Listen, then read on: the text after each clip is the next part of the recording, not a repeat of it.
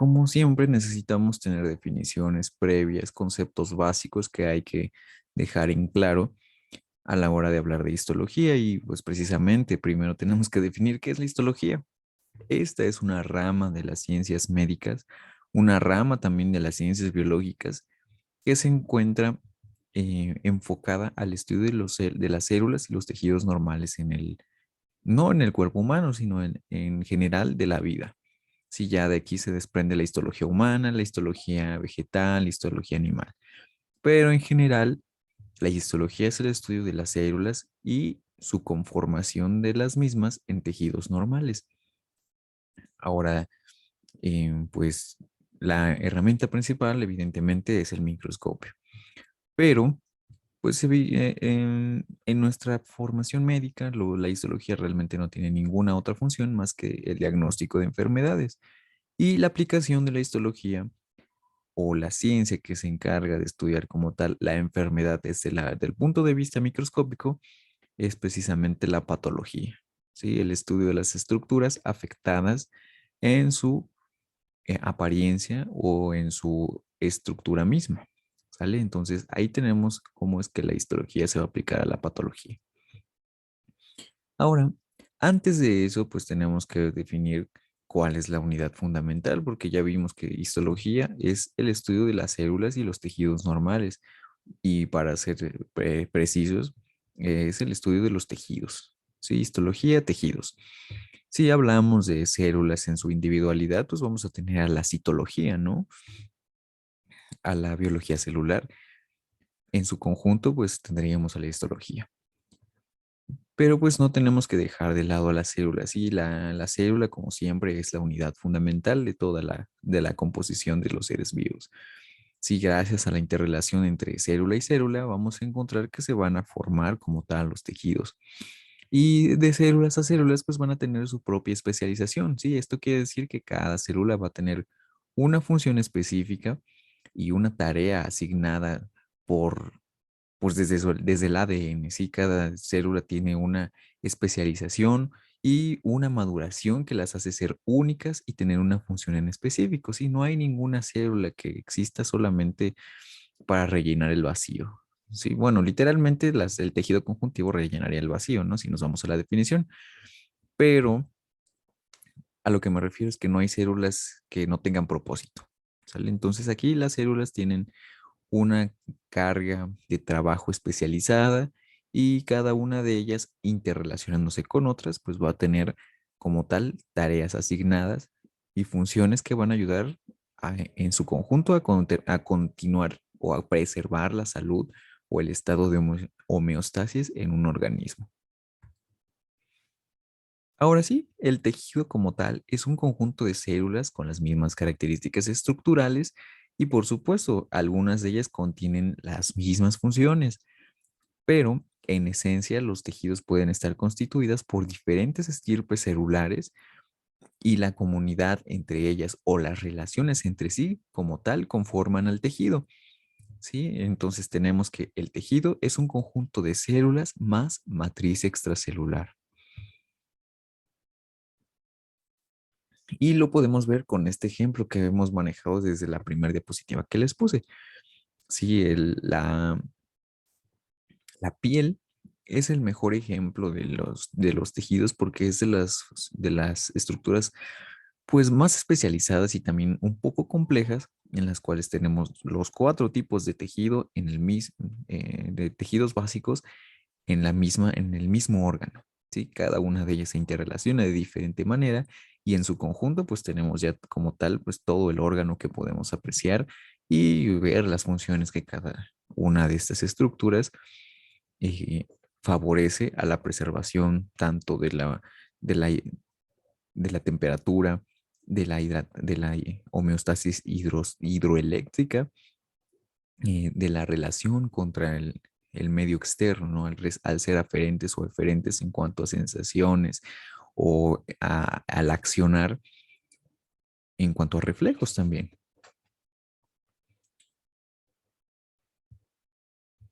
Y pues yéndonos de la mano con esta forma de estudiarlos, es importante entender los siguientes conceptos que van sobre todo en relación a la coloración, ¿sí? Y pues relativo a la coloración es la palabra cromático, ¿sí? Vamos a ocupar este tipo de terminología para ver cómo es que se va a describir una estructura celular o una estructura tisular en cuanto a en cuanto a su coloración, ¿sí? En cómo ésta se va a teñir, vamos a tener diferentes formas de llamarle. Si se tiñe, si se satura de un color, pues vamos a tener una hipercromatidez, o sea, una abundancia de color, o en su defecto, cuando hay poco color, una hipocromatidez o hipocromático. Y cuando hay aquí ahora sí entra una comparación relativa entre lo superior y lo inferior, el eucromático, ¿no? Un término medio, ¿sí? Ni muy teñido, ni muy, ni muy ausente de color, ¿sale?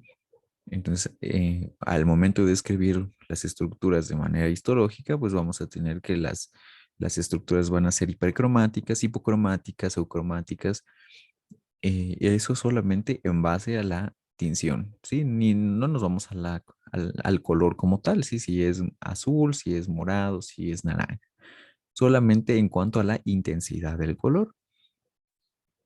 Yéndonos ahora sí con el tipo de color, pues tenemos que la principal tinción que ocupamos en histología, en patología y casi en todas las ramas microscópicas que estudian tejidos de animales, ¿sí? Porque pues, los tejidos vegetales se estudian con otros colorantes más específicos. En este caso, pues los tejidos animales se tiñen con hematoxilina y eosina.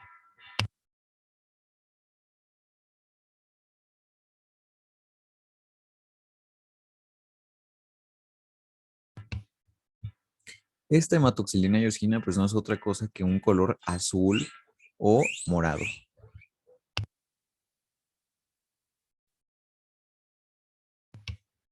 Y esta afinidad por el color azul o morado pues la vamos a llamar de diferente forma. En el caso del color rosado vamos a tener el colorante eosina, que es el que nos va a teñir no precisamente de un rosado, sino de un color rojo, pero este se va a ir atenuando a medida que lo vamos limpiando del tejido. En su contraparte, el color azul va a ser por parte de una coloración basófila o azurófila, en la cual pues vamos a resaltar pues estructuras que van a ir hacia una tonalidad morada o azul, ¿sale? Y relacionado con esto también vamos a tener el ácido, ¿sí? Las estructuras ácidas normalmente se relacionan con el color rosado, ¿sí? Teniendo como tal una sinonimia con ese color. Sí, acidofilia es sinónimo de eosinofilia o pues, de color rosado, ¿sí?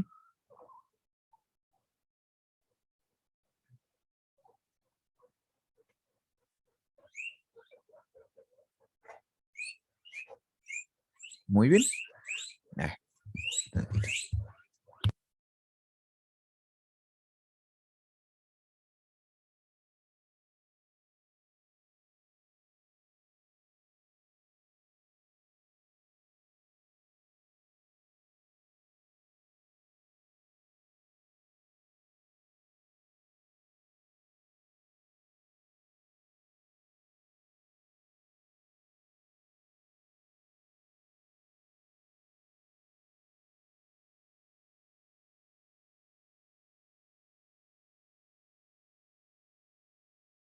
ok, entonces ahí tenemos la graduación de colores en base a su terminología eh, lingüística, ¿no? Eosinofilia rosado, azurófilo azul, basófilo azul, acidofilia rosado y neutrófilo tenemos una combinación entre azul y rosa que normalmente se describe como gris o incluso como rosa pálido. Pero en términos generales, la filia es una atracción. Entonces, si encontramos una descripción que diga eosinófilo, pues evidentemente va a ser una atracción por colorantes acidófilos o la eosina en términos sencillos, ¿no? Entonces podríamos decir que esta estructura, que es muy rosada, es muy acidófila o muy eosinófila. Y en contraparte, las estructuras azules, como que en este caso son prácticamente todos los núcleos, corresponderían a una basofilia o a una azurofilia. Bien. Y los términos medios, que son como en este caso los grises que se encuentran teñidos en estas secciones de matriz extracelular de la médula ósea, pues podríamos decir que son neutrófilos, sí, haciendo el contraste entre las dos estructuras anteriores. Muy bien. Bueno, entonces, vamos a ver.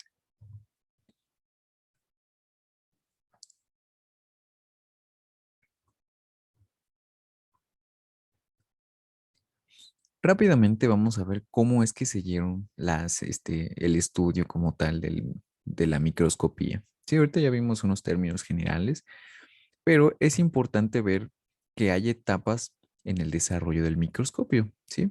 En las cuales empezaron prácticamente desde el siglo V con la primicia de que había líquidos, humores o constituciones en el cuerpo, en los cuerpos, que nos daban como tal la especialización y como tal estar vivos, ¿sale? Entonces, estas etapas se dividieron según la presencia de esa vital herramienta, el del microscopio. Entonces tenemos tres etapas: una premicroscópica, una como tal de la inversión microscópica y una postmicroscópica. ¿Y pues a qué se refiere esto? Al microscopio óptico, ¿sí? Antes de que existiera como tal el microscopio óptico, durante su esplendor y posterior a este cuando ya se empezó a optar por microscopía electrónica más que una óptica. Entonces, ¿qué es lo que pasaba en esta etapa microscópica? Pues tenemos todos los antecedentes de nuestra medicina, ¿no? Con Empédocles, con Hipócrates, Vesalio, Silvio, Ferné, Galeno, con las descripciones macroscópicas y con el intento de formular una constitución de la materia, o mejor dicho, de la vida, por medio de, pues, componentes en su realidad, ¿sí? Como tal, pues, antes del microscopio no se sabía que existían células, que había partículas más pequeñas, y a partir del Hipócrates con la formulación de los humores y la constitución, como tal se empezó a describir a la anatomía, a la constitución humana en diferentes componentes. Sí, todavía no se tenían claro que pues, las células sí se enfermaban, provocaban enfermedad, pero sí se daba la explicación de las enfermedades por parte de la presencia de los humores, de alteraciones en la sangre, de la bilis, ¿no? Y ya posteriormente, pues con el desarrollo de la anatomía, pues se dieron cuenta de que las enfermedades se daban en órganos localizados y ya poco a poco fuimos evolucionando a algo más complejo. Cuando Zacarías Jensen eh, y pues por supuesto este señor Van Leeuwenhoek desarrollaron lentes para ver cosas más pequeñas, pues todas las cosas cambiaron, ¿no? Malpigio, el padre de la histología, sí, el de la pirámide de Malpigio del riñón, el estrato de Malpigio de la piel. Este señor es el padre de la histología porque él como tal empezó a describir todos los componentes celulares dentro de los tejidos, ¿sale? Diferencia de Hooke, de Robert Hooke, el famoso que estuvo viendo la teoría celular. Ese señor únicamente se empeñó a hacer la descripción de una célula, ¿no? Que era la constitución principal de la materia, pero pues hasta ahí no hizo más que estudiar como tal o bueno, descubrir como tal la célula y denominarla así. Pero propiamente el padre de la histología, de descripción de tejidos, es el señor Malpigio. El señor Leeuwenhoek pues hizo los microscopios un poco más potentes y el señor Javier Bichat desarrolló la histología moderna a partir como tal de la generación de nuevas teorías de la constitución de tejidos y también, por supuesto, de la explicación de que las enfermedades provenían de la alteración de estos tejidos.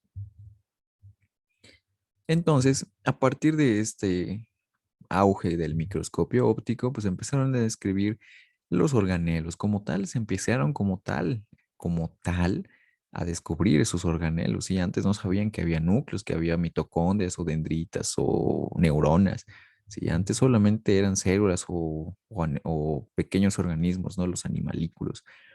Pero a partir de estas descripciones se vio que pues, las células tenían su porqué y su explicación, se reproducían y entonces desarrollaron teorías en la cual Brown descubrió el núcleo, Purkinje las dendritas, Rudolf Virchow como tal relacionó la patología, ¿sí? Las enfermedades con alteraciones de células en específico. Colliker, Altman y Bendo observaron las mitocondrias. Jacobson desarrolló técnicas para la fijación de muestras y la utilización de formol, pues como tal se lo debemos a este señor. Y por último, Cajal y Golgi desarrollaron técnicas de impregnación metálica para ver a las neuronas.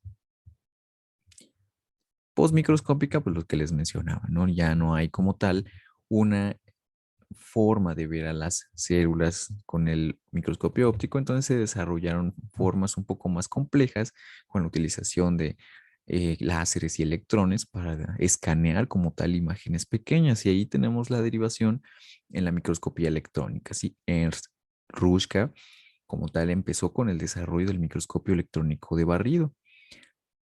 Y a su vez, René Dubh y Emil Pallat empezaron a descubrir estructuras ultramicroscópicas, ¿sí? Pequeños organelos mucho más difíciles de captar, como los lisosomas o las mitocondrias, y como tal el ADN en las mismas células para poder describirlos. Y ya de ahí empezó todo el relajo de la nueva era microscópica. ¿Sale?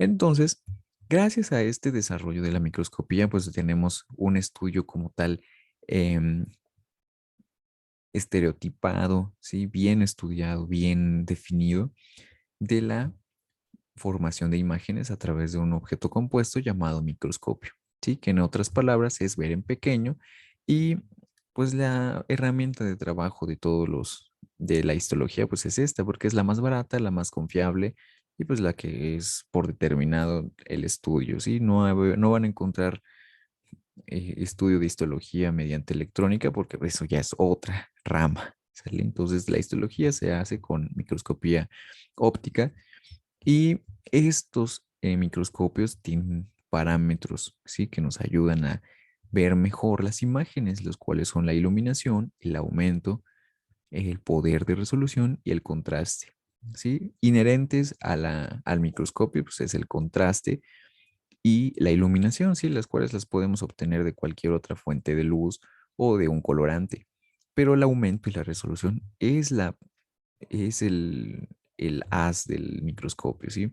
Solo los microscopios nos dan el aumento y nos dan un poder de resolución con la forma predeterminada de esos lentes, ¿sale? Entonces, yéndonos para el poder de resolución, simplemente es el aislar dos puntos en una distancia mínima, ¿sí? ¿Y esto cómo se hace? Pues con las teorías de refracción de la luz, en las cuales, pues, entre más cercanos estén, pues más pequeño vamos a poder ver.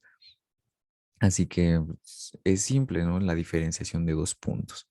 Si nuestra vista solamente puede hacer la diferenciación de dos puntos hasta 0,2 milímetros, el microscopio 0,2 micrómetros y el microscopio electrónico 0,2 nanómetros. ¿Sale? Así de pequeñas son las escalas a las cuales podemos hacernos la idea, ¿no? Y cada una de ellas es 1000 veces más pequeña. Entonces tenemos sistemas del microscopio que nos van a ayudar a identificar o mejor dicho a describir mejor la anatomía microscópica. ¿Sí? Estos sistemas están estandarizados y esa es la palabra que se me escapó hace rato. ¿Sí? Todos los microscopios van a funcionar de la misma manera, bajo los mismos parámetros y van a tener en esencia todos estos componentes, absolutamente todos los microscopios. ¿Sí? Todos tienen un sistema mecánico que se compone por una platina, brazos, tubos, riel, tornillos, pinzas, base, revólver. Sea aquí, sea en China, sea en Rusia, sea en Panamá, sea donde ustedes quieran, donde encuentran un microscopio que esté en el idioma que quieran, tienen estos componentes. Por último, el más importante, el óptico, es el objetivo y el ocular, son los que nos dan como tal el poder de resolución y el aumento. Y por último, la iluminación y el eléctrico se dan por un sistema eléctrico a veces, o a veces antes se ocupaba la luz solar, Y de iluminación son todos los componentes ópticos, pero que no tienen nada que ver con la formación de la imagen, pero sí con la conducción de la luz. En ellos entra el condensador y el diafragma con filtros de color para ver un contraste en las estructuras y también como tal la fuente de luz o foco, sí que puede ser de LED o pues clásicamente los de tungsteno que ya no se utilizan. Sí, ahorita lo de hoy es los de LED, ¿no? Realmente la calidad o la fuente de luz es inherente, ¿sí? No importa en lo absoluto en la formación de la imagen final. Muy bien. Y estos son algunos de los microscopios que pueden llegar a encontrarse. Los más comunes de encontrar en un ámbito hospitalario, pues son los SAIS, ¿sí? Que son los más precisos, los más bonitos, pues los más caros en pocas palabras. De ahí, pues los demás también pueden llegar a encontrarse. Los Leica son de buena calidad también, muy sencillos, muy fáciles de ocupar, pero pues no pueden, hay un mundo de diferencia entre este y este, sí son miles de pesos. Y su precio pues radica en la calidad de los objetivos. Y todo el armazón pues es realmente una cubierta, ¿no? Lo que importa son los lentes que poseen. Y pues solamente uno de esos lensecitos puede llegar a costar de entre 15,000 a 20,000 pesos, imagínense. Desde ahí empezamos con la diversificación de los microscopios. Sí, pero en esencia todos tienen la misma. Sí, un sistema mecánico, uno óptico, uno de iluminación y uno eléctrico. Sí, todos tienen esa composición. La platina, pues en esa vamos a colocar las muestras histológicas, vamos a moverla con algunos tornillitos en los sentidos de X y Y y vamos a poder fijarla en base a reglas para sobre todo el estudio de estructuras específicas en algunas laminillas, ¿no? Hacen sus observaciones y las anotan en tales grados y pues ya, las observan ahí. Pero pues difícilmente y todavía es un poco más utilizado en el ámbito de hematología para pues describir o medir los campos y contar las células, que ahorita pues prácticamente no es útil porque lo hace el, la citometría de flujos y ya es automatizado. Bien, también en la platina tenemos contacto con el diafragma, aquí está el diafragma que concentra los haces de luz del foco y los dirige hacia la muestra, ¿sí? Aquí tenemos una pinza que fija la muestra y por supuesto encima de la muestra van a estar en ángulo recto los objetivos, ¿sí? Los que tienen el poder de aumento como tal, bueno, de resolución. Sí, el sistema eléctrico lo podemos regular con un rheostato, con una conexión y con un regulador de corriente, por supuesto. Entre más sofisticado es, pues más podemos modificar la intensidad de la luz. Bien, y estos como tal son los elementos ópticos y los que nos van a generar la imagen. Si tenemos aumentos de 40, de 6, de 10, de 20, de 100 aumentos. Y pues como pueden ver, el del 100 también dice oil, o sea, aceite, ¿no? Tiene una aberración en cuanto a su refracción, entonces con el aceite se corrige esa refracción y pues obviamente se ve mejor. Los demás pues son los llamados secos, porque pues no tienen lo que se encuentra entre la muestra y el objetivo pues es el aire y este es húmedo porque pues, se coloca la gotita de aceite de inmersión. Otro componente pues es el ocular, que tiene un aumento solamente de 10 veces. Sí, este como tal es un efecto lupa y este como tal es una lupa, pero bien calibrada porque tiene un sistema de lentes compuesto dentro de este mismo ocular. Estos dos solamente están en la parte superior, sí, forman una especie de circuito continuo en la cual pues vamos a obtener la imagen, pero en la parte inferior también tenemos un componente óptico que es el condensador, que lo que les mencionaba con lo que hace lo que su nombre dice, condensa los haces de luz en una misma dirección, en una especie de triangulito con un foco principal donde va a tener la mayor cantidad de luz. Sí, no, que no tiene que no tiene otro uso más que concentrar la luz y pues, que se vea más claro. Incluso a veces regular el contraste con el diafragma. Los oculares pueden ser binoculares o monoculares y los podemos ajustar a la abertura de nuestros ojos. Sí, aquí les mencionaba, hay de 4, de 10, de 40, de 100x, de 20x, de 60x, y pues cada uno de ellos tiene su particularidad en cuanto a si se utiliza con aceite de inmersión o no. El diafragma como tal es una membrana, bueno, una reja que deja pasar luz o no desde la iluminación, de la fuente de iluminación. Entre más abierto está el diafragma, pues va a pasar más luz, entre más cerrado, menos luz. ¿Y esto para qué nos sirve? Pues para dar contraste a las células. ¿Sí? Entre más cerrado está el diafragma, pasa menos luz, pero los bordes celulares se ven muy acentuados. Y pues viceversa, si está muy abierto, los bordes celulares se van a ver más difusos, pero se va a ver más iluminada la muestra. ¿Sale? Idealmente tienen una marca de 100, 40, 100x en base al objetivo que se está usando, que sería el ideal, pero pues se puede jugar con esto. También tenemos filtros que regulan la onda de luz que va a pasar a través de la misma muestra. Esto, pues como les mencionaba, no tiene otra función más que hacer un contraste en las estructuras teñidas. Sí, en la hematoxiliana por la gama de luz que pasa, que es azul morado, pues evidentemente el azul es el idóneo para hacer un contraste. En las tinciones como Van Gieson o Gormley, que utilizan tinciones un poco más hacia el amarillo verde, pues podemos ocupar un filtro verde o amarillo. Bien, y aquí tenemos los tornillos macro y micrométrico que nos ayudan a enfocar a la muestra, ¿sí? A movernos durante la platina para llegar a un punto confocal ideal. Muy bien. Entonces, una vez hablado del microscopio, vamos a hablar ahora de la técnica histológica, que no tiene otra función más que preparar a nuestro tejido para verse al microscopio precisamente. Sí, lo debimos haber visto un poco antes, porque pues, es un paso anterior a la vista del microscopio, pero pues no está de más verlo ahora. ¿Sale? Entonces vamos a definir a la técnica histológica como todos los procedimientos que se van a aplicar a una muestra o material biológico para darle las condiciones óptimas a ser analizadas al microscopio. Sí, que no es otra cosa más que pues, pintarlos y cortarlos de manera ideal para que se vean bien al microscopio. Si solamente hiciéramos un corte de un pedazo de tumor, de un pedazo de músculo, de carne, de pollo del mercado, pues evidentemente podríamos ver algo al microscopio, pero no vamos a ver como tal las imágenes a las que estamos acostumbrados porque necesitan procesarse. Sí, son cortes micrométricos, ni siquiera milimétricos, micrométricos que nos dan como tal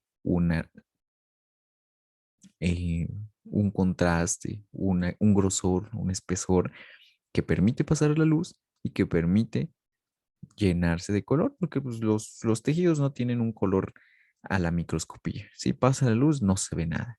Sí, en macroscópico sí se ve porque pues, tenemos pigmentos, ¿no? La hemoglobina, la hemosiderina, la lipofuscina, la melanina, ¿no? Todos esos pigmentos nos hacen ver algo, algún color, pero pues evidentemente pues, a la microscopía no se van a ver porque pues estos pigmentos son mínimos en conjunto con las células, ya en tejido pues sí van a ver la diferencia, pero mientras pues si son una o dos celulitas pues no se va a ver como tal el contraste de células.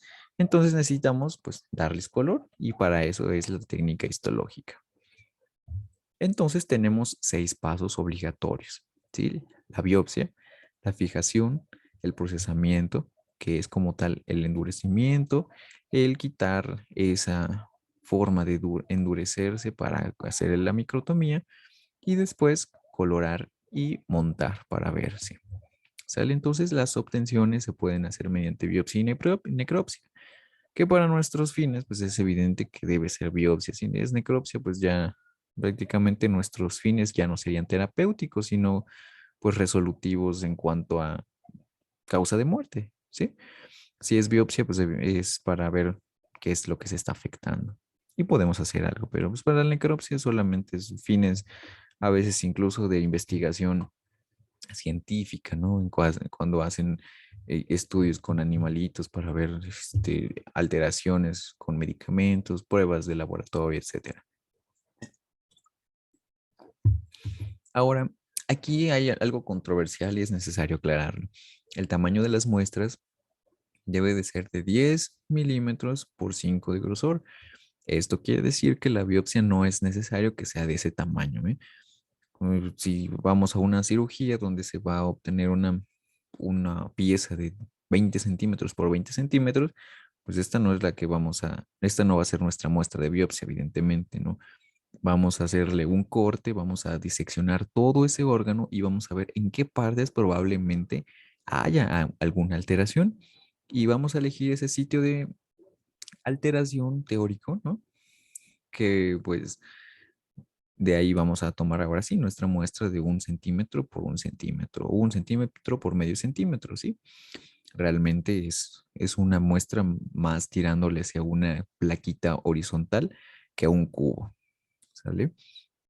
Entonces, este tamaño tiene un fin y es que si rebasa estas dimensiones, pues no va a caber en la laminilla, ¿sale? Entonces, pues por eso. Ahora, la fijación es evitar que ese tejido que obtenemos muera, ¿sí? Se descomponga, se pudra. Sí, al fin y al cabo, todos los tejidos vivos se descomponen si no tienen las sustancias necesarias para vivir, ¿sí? Si no tienen sangre, si no tienen oxígeno. Entonces, esta fijación se hace precisamente fijando los enlaces proteicos con ayuda de agentes oxidantes o reductores. ¿Sí? Se unen a a elementos de la misma materia. En este caso, pues la materia viva es proteína viva, ¿sí? La vida es proteína. Mueven estas enzimas que destruyen a las proteínas y pues así se precipitan o coagulan las proteínas y ya no muere como tal el tejido. Entonces, estos agentes oxidantes son el ácido pícrico, el ácido acético, el tetraóxido de osmio, ¿sí? Raramente utilizados y son más utilizados sobre todo en microscopía electrónica. Los reductores son los que utilizamos de manera normal, pues prácticamente en nuestro diario clínico, ¿sí? Como médicos, ¿no? En algunas situaciones es raro llegar a ocupar formol en citologías, pero citología es alcohol y biopsias formol. Muy bien. ¿Qué es lo que hacen estos fijadores? Pues lo que les mencionaba. En el caso del alcohol, tiene una afinidad por conservar el glucógeno. El ácido acético mejora la tensión de núcleos, el cloruro de calcio para los lípidos y así cada fijador tiene un objetivo, ¿no? O mejor dicho, una estructura que fija mejor o que nos va a ayudar a preservar mejor. ¿Sale? Ahora, todos los fijadores deben tener estas condiciones para pues, ser elegidos como fijadores, ¿sí? Porque bien podríamos ocupar nosotros siempre alcohol, como les mencionaba, en nuestras muestras de biopsias, pero evidentemente este no va a ser suficientemente efectivo para evitar la autólisis o a veces incluso conservar como tal al tejido, ¿sí? A veces incluso lo destruyen más rápido. Entonces, este fijador debe penetrar bien a las células del tejido, o sea, el espesor que tenemos de nuestra muestra, darle cierta dureza, no debe disolverlos, no debe de lastimarlos y por supuesto debe ser barato porque pues, si tenemos un medio que se dedica a hacer procesado de muestras, pues no es tan eh, económico realizar con un fijador como tetraóxido de osmio que es carísimo para 1.000 muestras, ¿verdad? La gente no lo paga, los laboratorios no lo pagan, ¿no? Necesitamos algo que sea bueno, bonito y barato, ¿sale? Y este fijador como tal es el formaldehído, ¿sí? Que viene en 10%, bueno, mejor dicho, viene creo que al 17%, ya nada más se tiene que diluir con agua biclorada, digo, agua bidestilada, ¿sale? Entonces, lo ideal es que tengamos nuestras muestras fijadas en formol desde un día a 48 horas, ¿sí? Mínimamente, desde que se tiene hasta que se procesa 24 horas, ¿sí? Para que todo el formol atraviese todo el tejido y este se pueda, pues, ocupar en toda su extensión, ¿sí? Sin ningún problema podamos obtener muestras que no se hayan descompuesto. y que al procesarlas pues tampoco se deterioren tan fácilmente. ¿Por qué? ¿Qué le vamos a hacer? Le vamos a poner muchos componentes químicos que le van a hacer daño a la célula y hasta cierto punto el fórmula los hace más resistentes, ¿sale? Entonces, una buena fijación tiene que tener el tamaño de muestra que ya vimos. Tiene que tener por lo menos 10 veces más cantidad en volumen de la muestra. Aquí le ponen que 20 es lo ideal, pero con 10 veces es suficiente. El tiempo de fijación ya vimos 24 horas mínimo y una temperatura constante de 4 grados. Esto es relativo, ¿eh? Normalmente se hace en una temperatura ambiente. Realmente no importa en qué temperatura estés, pero la fijación es ideal en temperaturas bajas. Sí, recuerden que el frío pues evita que nuestros alimentos se descompongan, por supuesto también lo va a hacer en los tejidos.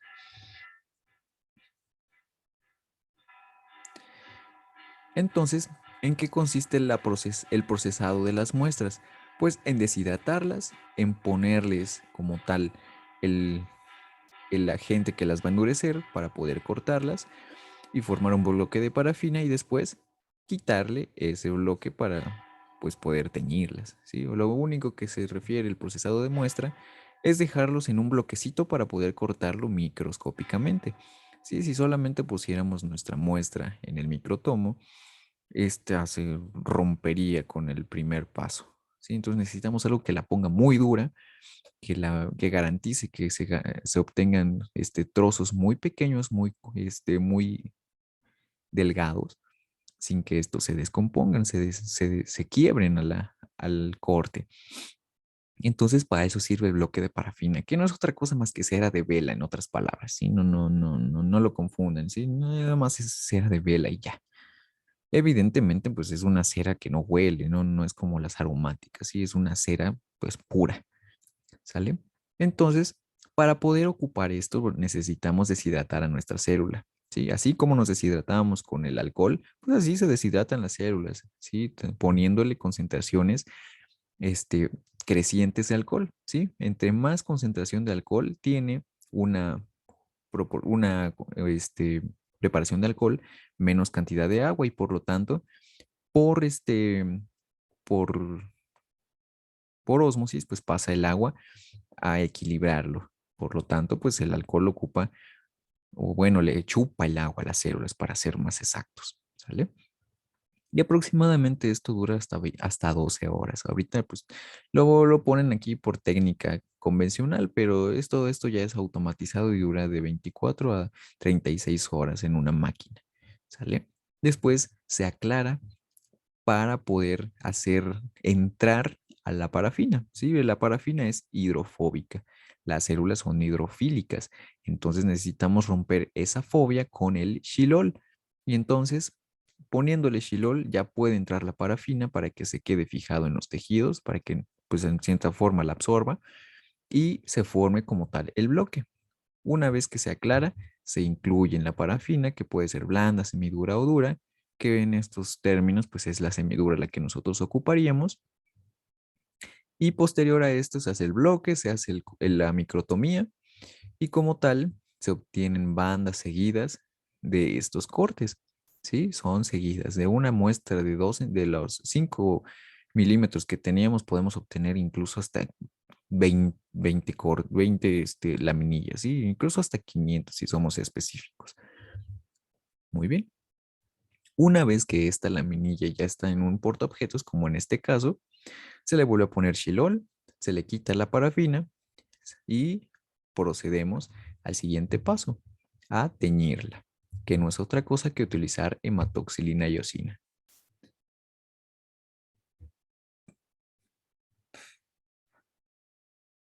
Ahora, esta coloración de hematoxilina y eosina ocupa dos componentes. Como su nombre lo dice, la hematoxilina y la eosina. Ya lo habíamos hablado un poco en lo de basofila y eosinofilia o acidofilia. Sale aquí solamente tenemos de dos, o es ácido o es básico. Esta teoría de la coloración se basa en el pH, ¿sí? Por eso ácido básico. Los componentes ácidos de la célula atraen a colorantes que son básicos, ¿sí? Entonces, las estructuras que son intrínsecamente ácidas, ¿sí? Que en su composición son ácidos, van a traer colorantes básicos. Y a esas estructuras se les llama basófilas, ¿sí? Entonces aquí podemos decir que los núcleos son basófilos. ¿Por qué? Porque tienen en su interior componentes ácidos. ¿Y cómo se llama ese ácido? Pues ácido desoxirribonucleico, ¿sale? Así de sencillo. Y en su contraparte, el citoplasma por lo general tiene componentes que son intrínsecamente básicos. Por eso al citoplasma también se le llama acidófilo porque tiene afinidad por colorantes ácidos, pero su ultraestructura o su pH es básico esencialmente, ¿sale? Y también las cargas que tiene aquí son positivas, lo que hace que también atraiga los colorantes ácidos, que no otra cosa son aniones, ¿sí? Ácidos, aniones, básicos, cationes, en otras palabras, ahora yéndonos a cargas, ¿no? No tanto al pH. Muy bien. Entonces, por lo general, con hematoxilina y eosina, los núcleos van a ser de color azul a morado, el citoplasma va a ser rosa, las fibras de colágeno se van a teñir de rosa y los ribosomas, que en algunas partes sí se alcanzan a ver, también van a ser azules o morados. Recuerden que es el ribosoma, prácticamente es ADN, ¿no? Muy bien. Bueno, una vez teñido tenemos nuestra muestra y le vamos a dar el último toque, ¿no? Fijarla en la laminilla portaobjetos con una resina. Sí, esa resina puede ser de hecho las venden así, las pueden ver en las boticarias, en las tiendas donde venden cosas, em, ¿cómo se llaman? Naturistas, donde venden bálsamos, ¿no? Y esas resinas son de madera, sí, o es cera, o bueno, eh, ¿cómo se le llama? Pues, ¿cómo decirle? Es una formación natural de las plantas, ¿no? Una especie de pegamento. Y ya con eso pues, se queda encima de la muestra, la pegamos con el cubre objetos y para siempre conservada. Evidentemente, si deja un componente hidrófilo, sí, adentro, o sea, si no se seca bien, si no se remueve como tal todo el xilol o el alcohol, pues genera humedad y va a ir deteriorando un poco a poco la muestra. Pero si se hace bien el procedimiento, esas muestras pueden llegar a durar incluso 40 años. Sí, en algunos laboratorios donde yo he estado, hay laminillas que tienen 50 años y hay personas que desde que nacieron hasta que murieron las vieron y allí siguen, ¿sí? Bien formadas, bien teñidas y pues de allí van a seguir. Muy bien. Entonces, de forma rápida, esta es nuestra primera clase. ¿Tienen alguna pregunta? Creo que no, creo